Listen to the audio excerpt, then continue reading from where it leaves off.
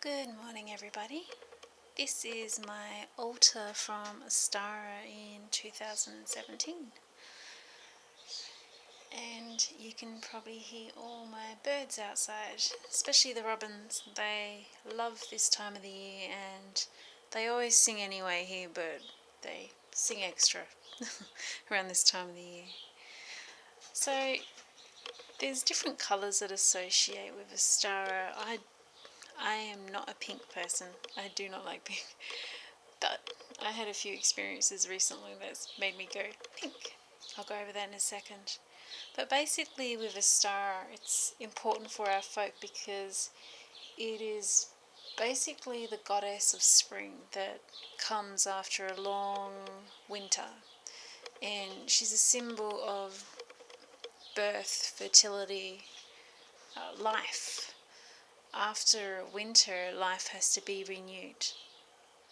So the Easter egg is an example of that symbol. However, especially in Druidry, we're vegan. We should be vegan. So that's a correction some may still need to make if they're on that path. What I actually do is I crochet little Easter eggs, and I've got one here in my little snake. And I also like to fill them up with herbs and spices or magic little poppers. So we make these magic little bags that you can carry as talismans, as charms. And what I like to do is I actually fill the eggs with them. I also fill one with catnip and give it to my cat. So that's the Easter egg really. It's nothing to do with Cadbury and chocolate. And it's probably best to keep away from that anyway because of the caffeine, especially, and all the other nonsense they put in it. Myself, I actually have carob. I don't even drink coffee. I have dandelion tea. But yeah, I'm digressing. Back to my altar. Other things I have in my altar is, for Ostara, is bay leaves and rosemary to burn in my cauldron there. I also place a white candle in the cauldron as a symbol of the snow that's going to be melted. I also place some giant seeds. This is my lotus flower seeds, which I'm going to start scoring and actually potting and growing. I'll do a vlog on that later.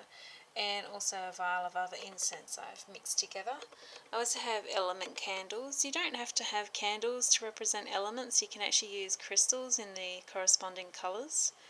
I also have a couple of green robins, and one of them I've put salt in there, but I've used pink salt because pink is more representative of spring, of Ostara. And I've also placed a little bit of earth, a bit of soil. I'm going to be doing a lot of planting now that summer is pretty much on the doorstep.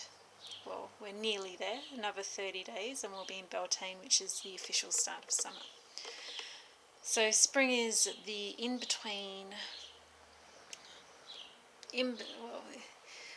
Ostara is in between of spring and summer. So just going through my altar, what else I've actually added is I've added my plate of a golden peacock. I've also got some peacock feathers next to one of my runes. I've also added metal plates of some Egyptian papyri. My family bloodline, on my mother's side, we stem from the Druid folk, but we settled in Egypt when it was white, and then we fled Egypt when it got invaded. So for me, it's something I've probably not really honoured much, so I do want to change that a little bit. But it's always going to be the Druid path for me, and also Norse with the father's side. So I've got pink flowers and violet and white. There's a few colours you can use. The other types of colours around Ostara that's symbolic is all the pastels: pastel blue, pastel pink, green, yellow. I like to keep it to one to three colours to avoid it looking like, I don't know, a hot mess of colour. This time I usually just use violet and white or violet and yellow. This time I've actually added light pink because my pet, well my girl, Storm, who's my magpie that I feed and I see every day, and her boy, Snow. The other day, I was talking to her, and no joke, with the background of the sky, there was this massive light pink glow around her, and I thought, hang on, and I don't know why. I've never really worked with this goddess. I've been working with Freyr for so long, and also Brigid and Odin as well, and so the Morgan is quite new to me in that regard. I know she's there, but I've never really been called to look into her.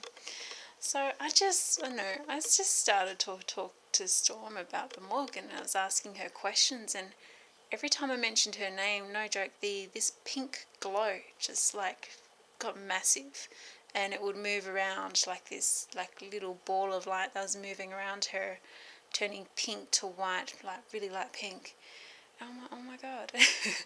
So needless to say, I am actually going to start doing work with the Morgan, and I don't think it's going to be a comfortable journey, to be honest with you. I also had a little bit of an indicator that this would happen at this time of the year. I had done my tarot cards for our folk, for our people, early in the year, and I did a 3-card spread, and the future card was what looked like the Morgan, with the ravens, with the sword of truth and justice in her hands, and the ravens. And I've moved to an area where there's massive ravens, beautiful big black things. And that was a few months ago. Thanks to Odin and Freya's help, I wouldn't have got here if I hadn't had their help, because I just really didn't know how and what to turn to. So I will be doing some vlogs on her and write-ups, and hopefully that will inspire some people to use her strengths and her, what people would call negative aspects, dark aspects, to help with the battle that we're fighting right now, that we're in the thick of, and it's really going to start. Basically, the cards had pointed that by the North's winter's solstice, that we would be called into battle. And I don't mean like World War III, could be World War III, but I think it's more on a spiritual plane. I think our people have been duped for so long, following foreign ideals and religions and ways that are just so foreign to us, that I think things are actually starting to come to a head where, they're no more nice. So the other thing that's nice around Ostara to have is, of course, rabbits and hares. So these are a couple of hares I have here with their big ears.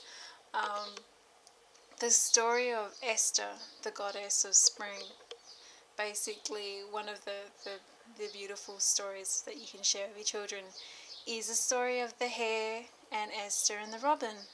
Literally, I'll boil it down to, the hare was this magnificent alpha, not rabbit for hare, so the giant things. Those in the UK know exactly what I'm talking about.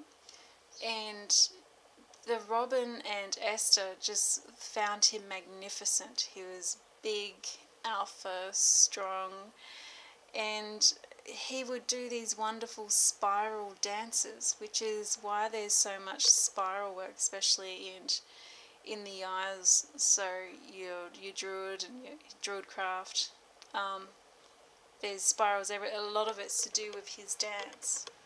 So it's a very masculine, strong, beautiful, powerful symbol is the spirals.